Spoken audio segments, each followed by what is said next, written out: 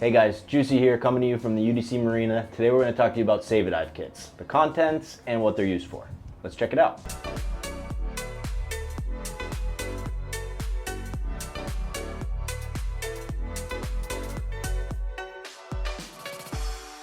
All right, we got two Save a Dive kits here today that I'm going to go through, and we're just going to look at some of the contents of them. So quite obviously here we have fin straps. We've all had a fin strap break on a dive trip or on a boat, so having a spare one is very useful. Having two, not so likely that you're going to break two fin straps, but you can always have one for somebody else.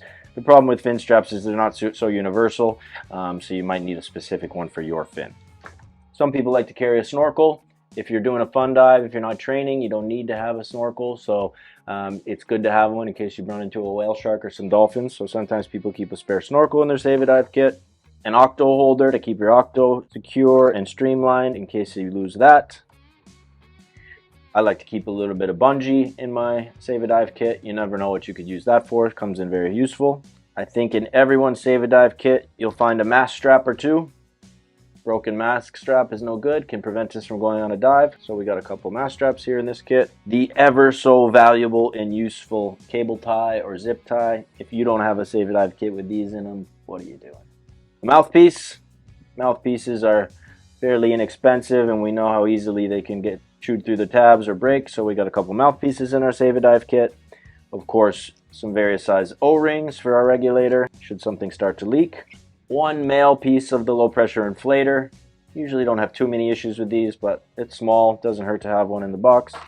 And then we got a couple donuts. If you have adaptable tanks that can go from din to yoke, then you have some spare ones of these. That's what we got in that first Save a Dive kit, folks. Let's check out the other one. All right, let's see what we got in the other one.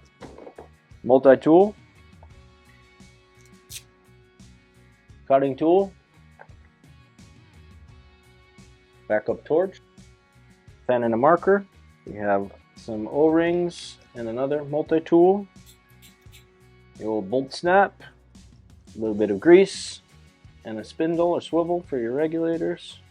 Again, a couple of male pieces of the LPI, some line, a lighter, burn the edges of that line or a bungee cord, and we have a spare mouthpiece. Well, there you have it, folks, a couple of versions of the Save a Dive kit.